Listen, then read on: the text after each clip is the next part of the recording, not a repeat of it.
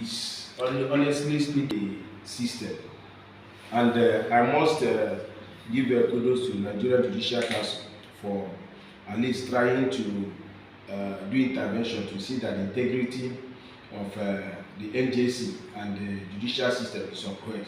We recently saw the suspension of Justice Nya Ebo, the likes of Justice S.O. Falola, the likes of Justice Tokodo, and many others that NJC have reprimanded because of frivolous and inhuman either ruling or judgment they have delivered. And in recent time, we have seen such a thing crippling into our system. Just as recent as the 28th of April, we saw two different courts in Abuja here. One was delivering a interlocutory ruling against the same person, and the other one was delivered a judgment. And that's a judgment that almost all Nigerians know that is a national discourse. That is Federal Republic of Nigeria versus Peter Nwachukwu. You know, Peter Nwachukwu is husband to famous gospel singer, that is Nwachukwu.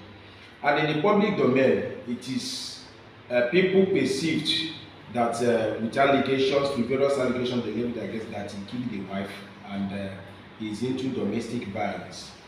But then, as a comrade, even one of my organizations, indicated interest, started observing the matter, following the matter.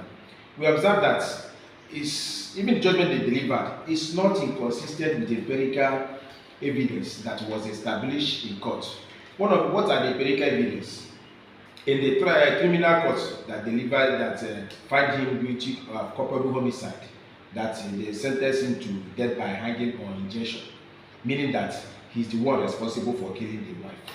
Whereas in the trial, they tendered reports of cause of death, which they say is cardiac tamponade.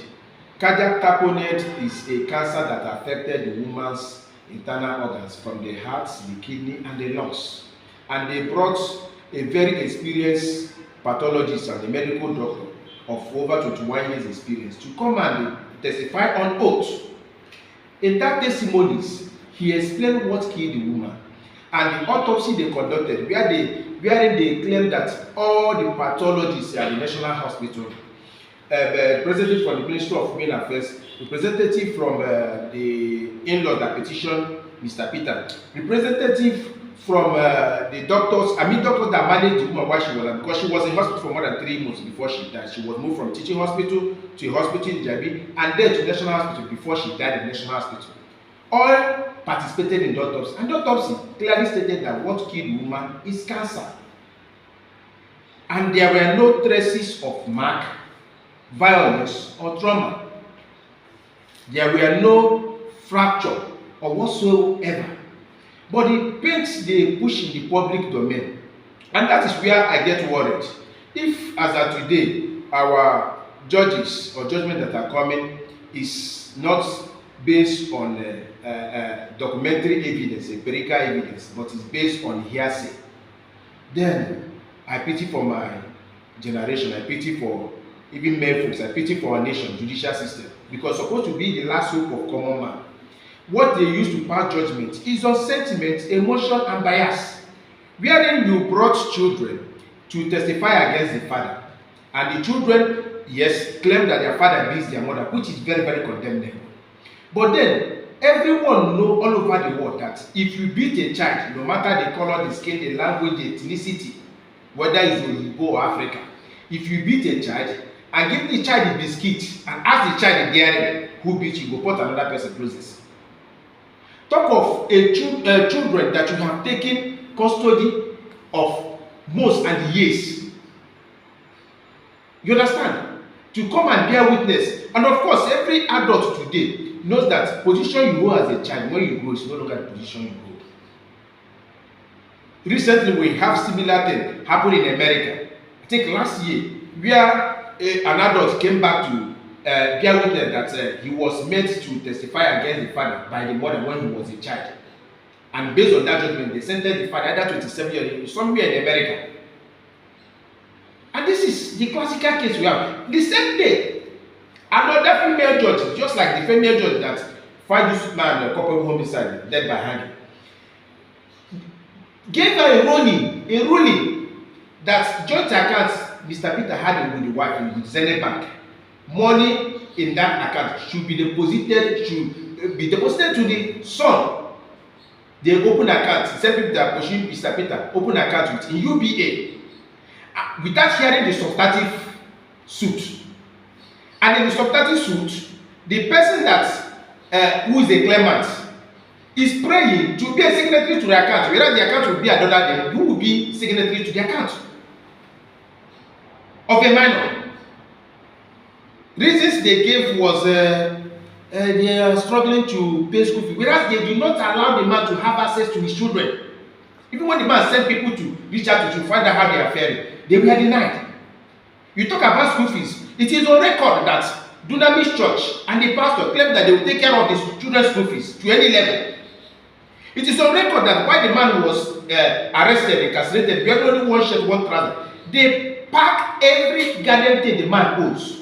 His two vehicles, all his properties, his studio equipment, recorded songs that have not been released of the wife and the children. They took over $21,000 he saved in cash that they want to use to purchase the place they were living in that estate. So if you pack all of this, why are you claiming that you don't have money to trade time? Whereas the children are already on scholarship based on information that are given to the public. And a judge is sitting comfortably. A man that is alive, have a joint account with the wife. I don't know where such a thing is happening. You say you will move money he has in his account to the children without hearing the main matter to find out what really. Honestly, I feel for my people.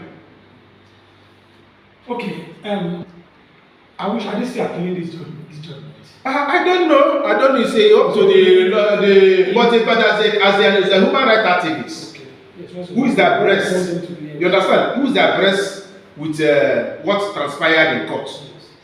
You understand? I think it's high time. Just recently, we heard His Eminence Sultan of Sokoto referring to social media as a terrorist organization, and it appears like people are doing a lot of things in that social media without logic thinking. Whatever they see on social media, whatever they post, they go with emotion, soul, and body without asking concrete questions. In some of the claims they levied against even Mr. Peter, they claim that he was driving a car, push his wife out of a movie. Logical thinking will ask you, can you be driving a car, the car will be in motion, you stretch your hand, open the door, and push your wife out. They claim he married, she's not the first wife. They went and ransacked his old album because he did this thing that he was called apprenticeship. And the master said to him in 1985, he said that he was doing very, very well. Now he was in Sokoto. He attended a wedding of one Chudi Cheka, who is from Neru in the local government of Anambra State. That was the picture they took from his old album and shared to the public. Another picture they shared to the public, they claim that his former marriage is baptism. He went for Holy Cross in Sokoto there under Father Reze. The father of the child is Cletus Onyago from Osumeyi in Nnewi, who is the step-back dealer that have moved from Sokoto to Lagos. The father asked Mr. Peter to come and be the father in baptism, how the Catholics or Christians do. If you have a child, you want someone to either be the mother or if it depends on the gender of the child. And when that's what they portray the public, it's very unfortunate. Okay, in the event that they appeal this, do you have a message for the judiciary? Yes, ma'am. What's the message? That message is to salvage the already bad situation, to redeem their name, because if, as of today, Nigerians are complaining that the executive are failing them, those who are supposed to do check and balances at the National Assembly Legislative are failing them. We can't afford to have judiciary to fail us, because once they fail us, what it simply means, it will be to your tent, O Israel. A situation where people will not have faith in the justice system. They will now want to take laws into their hands. Take, for example, what happened recently in Urumi, where mob killed certain persons that we are referred to hunters. If there were where judiciary work, nobody will have got to enter into jungle justice.